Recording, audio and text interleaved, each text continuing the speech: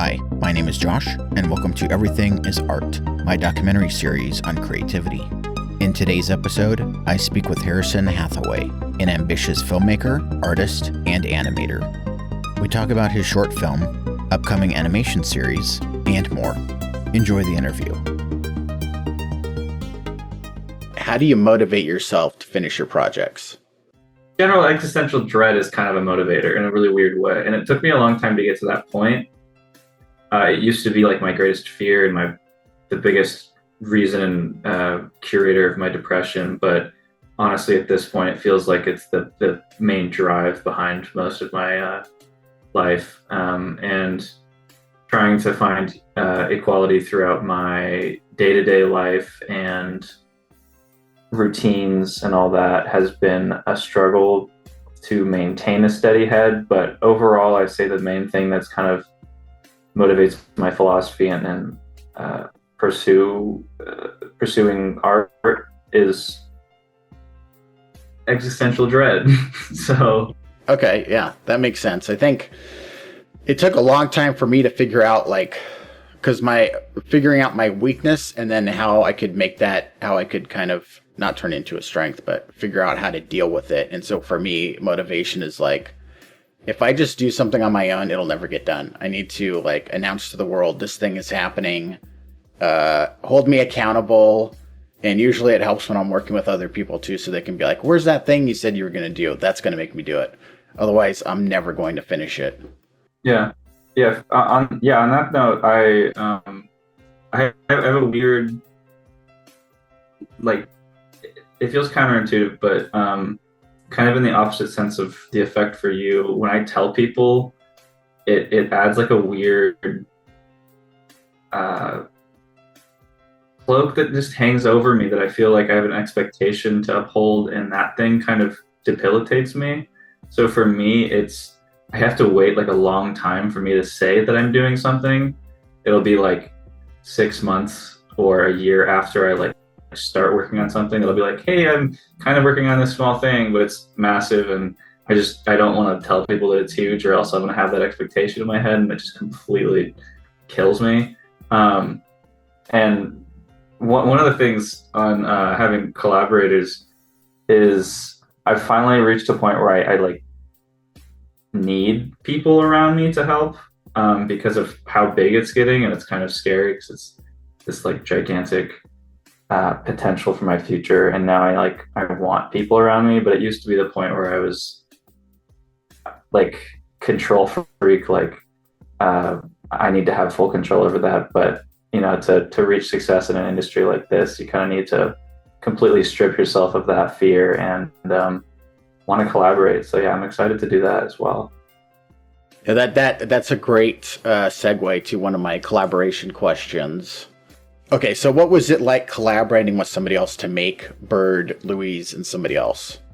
Because I've done that. I haven't collaborated with somebody closely like that in 20-something years. It's been forever. So I'm curious, what was that, good or bad, collaborating closely in terms of co-directing and co-writing? So I worked with Quintana Jones. She's studying in Paris right now, I think. She just came back to visit for Christmas, and so I got to hang out with her for the first time in a long time. And the only reason our creative relationship really ended was because of COVID. It started and quarantine happened, and so we kind of got cut off. And that short film as well got completely delayed by a year because of it. So that was really unfortunate. But prior to the COVID situation, and during the pre-production process and the production process, working with Quintana was wonderful. It was the kind of normal circumstances of what you would call butting heads, but it just due to our creative drive and kind of being put off by the amount of apathy that was in the film classes at our high school, that I was still even grateful to have.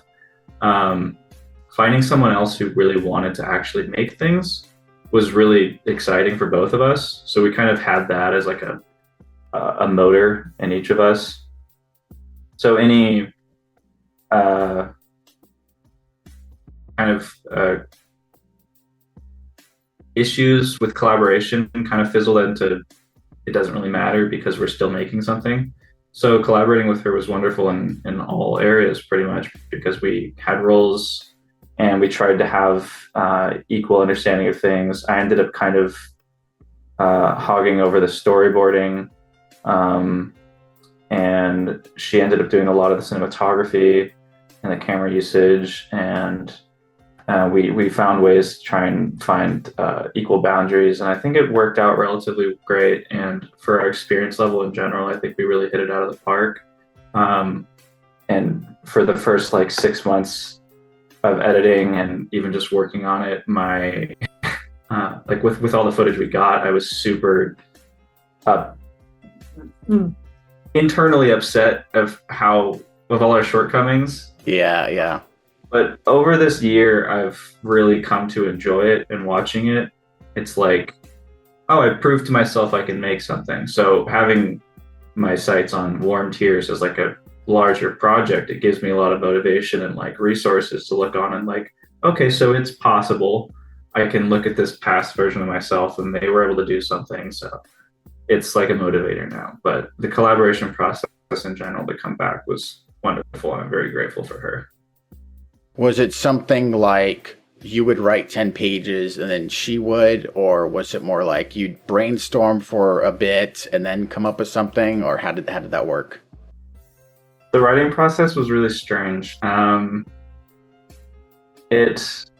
So we decided that we wanted to make something together, and I had written a script in senior year. I was doing an independent study because I didn't really want to do either of the other classes. And so I ended up just doing an independent study with my teacher.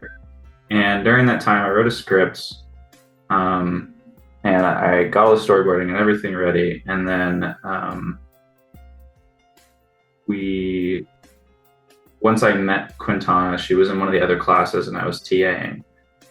We were like set on like, okay, well, we like each other's vibe. We're able to click and mesh, and we both are very passionate and we want to make this. Let's make something. So we met in a coffee shop, started going through all of our ideas. We both had like notepads and pages of just ideas that pop in your head and you write them down. We went through a lot of them and just started mashing things together, because initially it was maybe we can work on the like making the film that I wrote, the scripts, but I kind of was teetering away from that because it wasn't really the fitting, and I kind of wanted to make something new, especially if I have a collaborator for the first time. It was really exciting. I was like, okay, let's do it together. So we went through our notepads and just started mashing ideas together. And so the writing process initially was kind of just us trying to bounce ideas off each other. So it was super involved and fun. And for instance, the Red Vines and Twizzlers scene. Oh, yes. I love that. Yeah. It was fun to write that because I think it was a conversation we were having, and we went to a school play, like a one-act play that was happening, and we had Twizzlers or something. I don't know. There was some conversation starter, and it kind of just got turned into an idea, and it was really fun. And yeah, I really enjoyed that. The writing process was very strange, but and especially for the story type, it was kind of an out of order story, and we wanted it to be all choppy and quirky and high concepts, but low budget. And so we were trying to bounce a lot of ideas. And so I don't know, it ended up working very well, but no, the writing is so good. It feels complete, not made up per se, but it feels like a real conversation that happened. The Red Vines one is perfect, and I was going to ask, are you a Red Vines or Twizzler person? Because I can't tell, because the short doesn't take a stance. Yeah, so during that like era when we were talking about that scene in particular, we were kind of just messing with the idea of having two people that have different opinions, but because they're so enamored and smitten with each other that they really want to pursue them either way. So it was, personally, I like Twizzlers more. have like a Okay. grudge against people who, like I like red vines, they're good, but I just enjoy Twizzlers more because it's just like it's flavored plastic. I don't know why I enjoy it so much. But I don't really care. It's just funny to write people who care. Um, I don't know. It's from an observer point of view, it's more entertaining. There was the other conversation that happened about like listening to music or going blind. I can't remember the exact details on that. But was that another one where it was like the Red Vines versus Twizzlers situation? Like a real conversation that somehow made it in there? That one was something I was really excited to write. I don't know when this happened, but at some point I found something online or heard someone say something or heard someone made a joke or just some anecdote along the lines of like, would you give up sight for something? And it kind of seeped into the idea and the story, and Quintana liked it, and we started just kind of messing with it, and it eventually landed on the general dialogue that ended up happening in the film. Even though we were doing rehearsals, we were figuring out to make dialogue sound more natural, and so a lot of the scenes were reworked with the cast, so it felt more chemistry based, which was a fun process to just go through all the scenes until they felt natural. But especially if you're having a conversation between two people, you want it to feel relatable, and so that ended up working. But yeah, the would you give up music for your site? That conversation was not a real one, but it's definitely something that I've brought up to people several times. So I kind of like forced it into conversation. So technically, but it wasn't one between us in particular.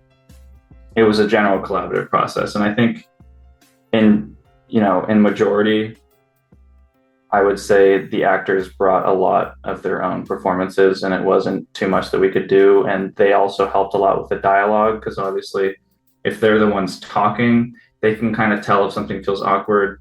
And there was a lot of lines that were taken out that I have written in that did not make sense or did not come off or weren't natural. And so we worked them out, and I'm glad we had a bunch of people like Olivia and Benny and Enzo to talk me out of these things. In hindsight, Yeah. yeah, it would have ruined the tone and made it really ridiculous. And I'm very grateful for everyone who helped. So we can go into Warm Tears, maybe, like where you came up with the idea of that story, and maybe we can just start there with the question. Okay. In senior year, I was doing a independent study with my teacher, my film teacher. And during that time, I wrote a script called Performed in My Room. And it was kind of about a kid struggling with perception and feeling perceived by others, and going to school and feeling like that he has to perform or put a character on or a mask, whatever you want to do. And that idea evolved a bit, and it got a little bit more elaborate, but it was only about a 12-page script. It was very short, and I was intending to shoot it and make it in my independent study. And then when I met Quintana, it was brought up before we started putting our other ideas together, because I didn't really want to work on it. Fast forward into 2020 December, quarantine was kind of starting off or getting a little bit more dull, and I was getting a little bit antsy and uncomfortable and didn't really want to submit to my depression, so anymore at least. And so I picked up the script and wanted to make something, and since it was a relatively simple story, not too many characters, I had the ability to make it myself if I just tried, because I had free time. I was just unemployment money, so I was just like, okay, I don't have anything to do with my life. Everyone was kind of in that moment with quarantine where it was in 2020, and so I was like, okay, I'm just gonna make this. So I started compiling it, and I was realizing, I don't really like this part of it. I don't like this part of it. Oh, that's cool. I'll keep that. And snowballing, it eventually was where I'm at now. It was pretty much just a script that I wrote and has now completely changed forms, completely adapted, and has grown in size by like 1,000%. But yeah, it all started from just an idea in senior year. Maybe not how would you sell it to somebody, but how would you describe it? The story is, if we're just going to talk about first episode, which sparks everything, gets you in the know. Kid graduates, and this is meta on my life. I've tried to separate it, but like, I'm not controlling more, man. During high school experience, you're introduced to a lot of really grand ideas that a lot of people can't answer questions of yours. Teachers don't really know what's going on. And if you ask grand questions, no one knows what's going on because no one's figured that shit out yet. You're just in school, so you assume asking questions, you're going to get answers. You don't get answers to what life is or anything. Why is there bad things in the world? What's going on? Can you teach me how to make money? What are taxes? All that stuff. So you kind of hit a wall at some point and you're like, okay, no one knows these answers or no one can tell me or I'm not allowed to know these things yet or whatever. So you feel like you're being failed. And so you're able to lean on having people around you, if you have that privilege, friends, drugs, whatever to distract, euphoria, insert euphoria. Do distractions. But once you graduate high school, and you're thrown into the world, questioning all these things, now you have no distraction. So you find a job, you go into the world, or you go straight to college, whatever. But you never get those questions answered. And so that really shocks the main character. And so they're put into a kind of isolatory state where they recluse from social people or whatever. They get really in their head, and anxiety kind of manifests itself into a voice that's portrayed by a stuffed animal. In isolation in your room, you're kind of left with not too many characters to thing. And it's kind of like teeters into schizophrenia, but like, fair enough.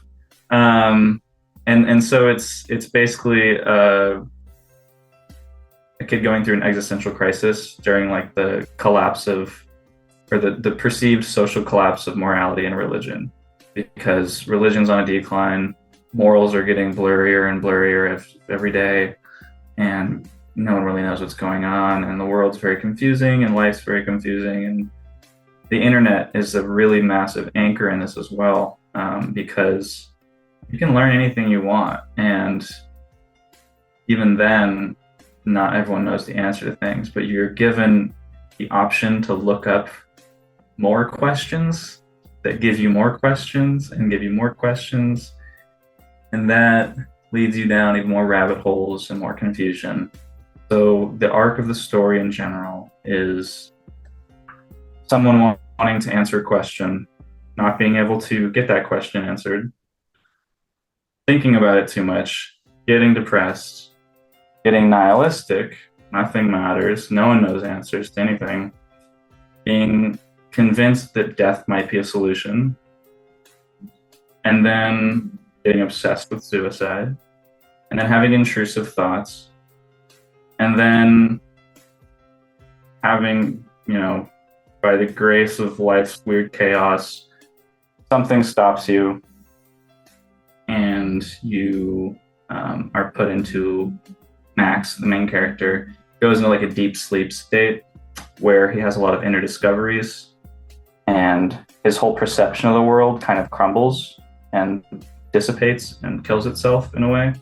So he's left in this void space where there's nothing. And so in that point, they kind of discover a few characters that end up creating dialogue. So a lot of it's very philosophical and existential, and helps. My hope is that it's going to help people kind of get over their fear of death and fear of darkness and confusion. And it's taken a long time to get to this point, but I think it's really reached a point where it's going to be very helpful for people, because I've grown up on a lot of dark stories that are disguised with cartoons. That's a lot of animation, honestly, is like tell a very dark story, but you're able to convince people to like it because it's pretty. Like, so many of them are like that, and I think that having an animated dream state, which is like 40% of the story, if not 50% of the story, it'll make it a lot more appealing and fun, because the pattern that the story has is having new ideas inserted into your daily life and then digesting them in a dream, and then waking up with new birth of concepts and ideas and whatever, and then having more questions, and then repeating that process until you kind of start understanding and learning things. So it's the dreams are where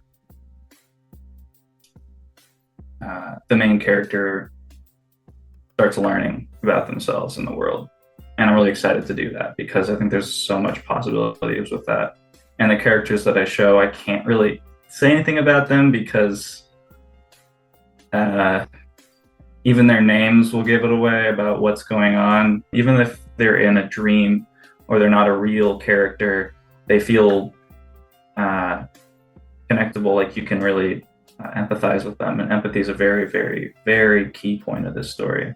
Warm Tears in general, the title is kind of the feeling of completing an emotional arc in your life and being able to cry about it in a comforting way. I personally enjoy crying a lot, and it's become like a cathartic ritual. And I think there's a lot of value in that. And a lot of people that I've met are very scared or uncomfortable with crying. And I think that's unfortunate, because there's so much to gain from it. It creates a very comfort and vulnerability. There's a lot to gain from that. But as Antonia hopefully will be taking on more of the writing aspect and helping figure that out, I'm going to be helping, obviously, but I'm going to start working on the more visual aspect and start compiling scenes in more ways. So I've been picking up Blender to start animating. And I've done like 3 test scenes, and getting the tone and dialogue figured out is really exciting. But for the short film version of it to pitch, I'm basically going to be animating about 7 minutes of it, and then about 13 minutes of it is going to be shot, and we're basically trying to super condense the story into what it's really about, to shoot like about 15-20 minute story to use as a pitch. So yeah, it's going to be pitched to A24, and going to be made there, not me. Yeah. I have, I think, enough connections to be able to find people, but I am looking for animators to help. I think I'm capable of doing it myself, but I would welcome help for animation. People who are seasoned with Blender, specifically, and Grease Pencil as the tool, which just makes digital filmmaking a lot easier. Yeah, that'd be wonderful. Trying to reach out to people is very difficult. It's hard. Yeah. And I've done it plenty, but like to really connect with someone immediately off of like emails or direct messages or whatever is a very hard thing to do. You mentioned, at least somewhat derisively, writing about yourself or your own personal things, and I'm like, I find that easy, and I'd rather do that, but then I feel like it's a cop-out to write about yourself when there's so many like similarities between other stuff that's been created. So I don't know where I stand on that. But myself, I think the best way that I've found in not completely writing about yourself is let yourself grow and be okay with being aware of yourself, because it's a really scary thing to be self-aware, especially if you're a writer. You're like I've had plenty of crises where I watch or embrace the story or look through a lot of concept art or start wrapping together what the arc is really about on a super zoomed out level, and had realizations like, oh, episode 1 is 2019.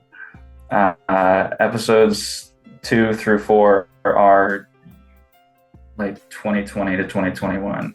And being able to pinpoint specific events in your life that caused certain writing inspirations is like humiliating and like scary. But I think it's a cathartic thing, and how vulnerable you can get with it is what creates the connection to the audience. And so I think it's important. Another thing is realizing there are way too many white protagonists in this world, especially boys. Yeah.